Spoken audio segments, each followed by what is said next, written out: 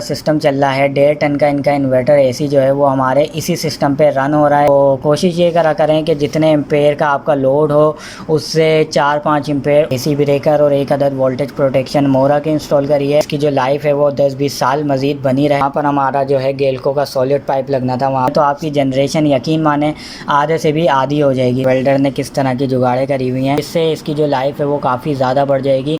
अस्सलाम वालेकुम दोस्तों, तो आज हम मौजूद हैं जमशेद रोड पर यादगार फ़िश के अपोजिट। तो यहाँ पर हमने इंस्टॉल करा है 4 किलोवाट का सोलर सिस्टम, जिसमें हमने यहाँ पर 7 अदद लॉन्जी के एक्सटेन इंस्टॉल करे हैं जो कि अभी लेटेस्ट चल रहे हैं। तो यहाँ पर अगर स्ट्रक्चर की बात की जाए तो स्ट्रक्चर क्लाइंट ने यहाँ पर खुद ही रेडी कराया था, जो कि पाइप और एंगल को मिलाकर जो है ये स्ट्रक्चर रेडी हुआ था। इसमें अगर आप क्लिप देखें तो आपको पता लग जाएगा कि वेल्डर ने किस तरह की जुगाड़ें करी हुई हैं। बजाय टी क्लिप लगाने पे यहाँ पर लोहे के एंगल को काट के उसका जो है वो टी क्लिप बना के लगाया गया है। तो 4 किलोवाट के सिस्टम की अगर बात की जाए तो यहाँ पर हमने जो वायर इस्तेमाल करा है वो 6 mm का पाकिस्तान केबल इस्तेमाल करा है, जो कि डबल कोटेड वायर है। और इसकी अगर थिकनेस की बात की जाए और क्वालिटी की बात की जाए तो क्वालिटी इसकी काफ़ी ज़्यादा अच्छी है।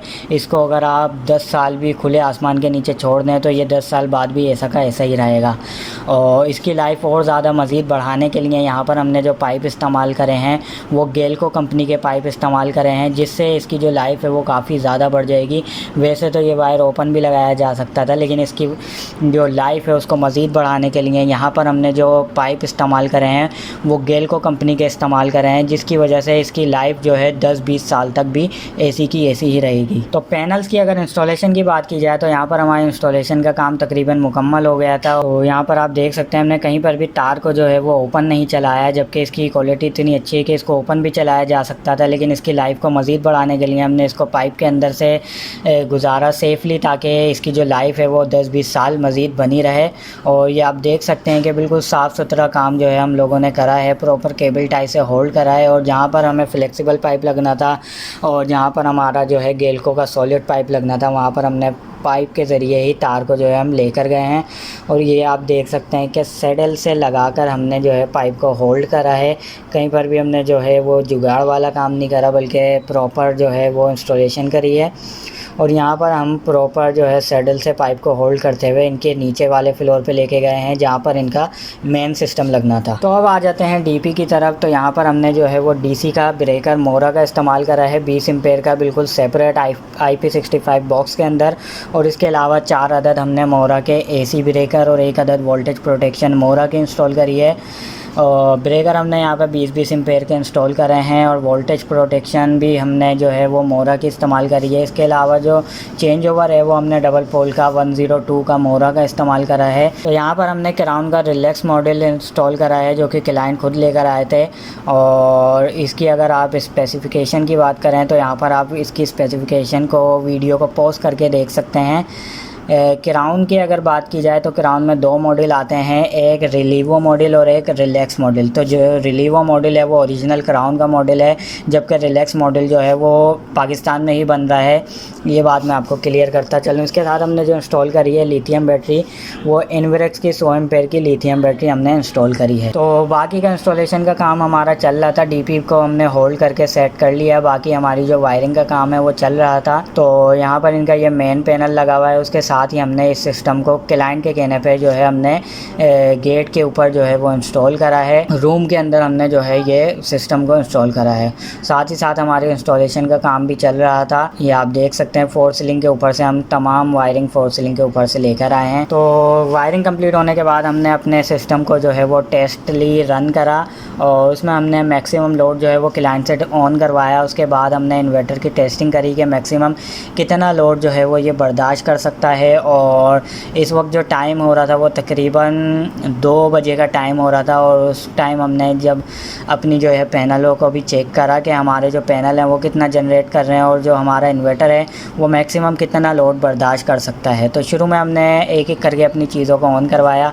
अभी आप देख सकते हैं कि 3 किलोवाट की जनरेशन हो रही है और 3200 वाट की जनरेशन हो रही है और 3 किलोवाट का हमारा यहाँ पर लोड चल रहा है। अब इसके बाद मैंने इनसे इसमें इनका एक अदद एसी, फ्रिज, पंखे, लाइटें जो तकरीबन घर का लोड होता है वो चल रहा है। इसके बाद मैंने इनसे इस्त्री और ऑन करवाई, तो जिसके बाद जो है हमारा मज़ीद 1000 वाट का लोड बढ़ा तो उसके बाद आप देख सकते हैं जब हमारा मज़ीद 1000 वाट का लोड बढ़ा तो इन्वर्टर ने क्या रिस्पॉन्स दिया। तो आपके सामने जो है वो क्लाइंट अभी इस 3 को ऑन करेंगे तो देख सकते हैं जैसे ही क्लाइंट ने इस 3 ऑन करी इस पर 07 का जो है ओवरलोड का एरर आया और तकरीबन 2 से 3 सेकंड के बाद इन्वर्टर जो है वो हमारा ट्रिप कर गया। तो मैक्सिमम जनरेशन की बात की जाए तो ये 4 किलोवाट का लोड आराम से चलाएगा, लेकिन 4 किलोवाट से ऊपर अगर आप इस पर लोड डालते हैं तो ये डेफिनेटली ट्रिप मार जाएगा। तो इसके अलावा ये सिस्टम की आप हमारे फाइनल लुक देख सकते हैं। इसके अलावा हमारे डीपी की अगर बात की जाए तो डीपी हमारी आप देख सकते हैं, हमने डीपी को कुछ इस तरीके से डिज़ाइन करा है। तो क्लाइंट के घर पे डीसी सिस्टम जो है वो पहले से ही इस्तेमाल हो रहा था, तो क्लाइंट ने मज़ीद जो है वो 4 किलोवाट का सिस्टम को से इसको अपग्रेड कराया है। डीसी सिस्टम इनके रात के लिए रखेगा ताकि रात को इनकी लोड शेडिंग इस इलाके में बहुत ज़्यादा है, तो उस हिसाब से डीसी सिस्टम भी इनके हुआ है।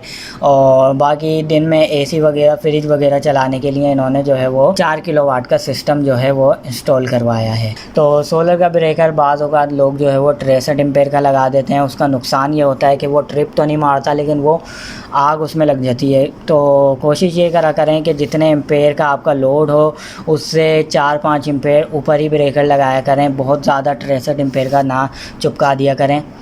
तो ये आप देख सकते हैं अभी जो इन्वर्टर पे हमारा सारा लोड चल रहा है और के इलेक्ट्रिक हमारी जो है वो गई हुई है। इसके अलावा भी बैटरी हमारी 98% तक चार्ज है। तो इंस्टॉलेशन कंप्लीट होने के बाद साथ साथ चाय नाश्ता चल रहा था और इंस्टॉलेशन कंप्लीट होने के बाद ये आप देख सकते हैं कि अभी जो इस वक्त ये सारा सिस्टम चल रहा है 1.5 टन का इनका इन्वर्टर एसी जो है वो हमारे इसी सिस्टम पर रन हो रहा है, जबकि इनकी के इलेक्ट्रिक जो है वो गई हुई है। तो अभी इनका तकरीबन एक एसी फ्रिज और घर का जितना भी लोड है वो अभी इनका डायरेक्ट सोलर पर चल रहा है इसी सिस्टम पर। और अगर आपका कोई भी सवाल हो तो आप नीचे कमेंट सेक्शन पे कमेंट कर सकते हैं, इंशाल्लाह उसका रिप्लाई भी जो है वो आपको ज़रूर मिलेगा। और रुके अगर आपके पैनल्स भी कुछ इस तरीके से डस्ट से भरे हुए हैं तो आपकी जनरेशन यकीन माने आधे से भी आधी हो जाएगी, क्योंकि पैनल्स को क्लीन रखना बहुत ही ज़्यादा ज़रूरी है अच्छी जनरेशन के लिए। तो इंस्टॉलेशन के लिए या फिर पैनल्स की सर्विस के लिए दिए गए व्हाट्सएप नंबर पर रब्ता कर सकते हैं।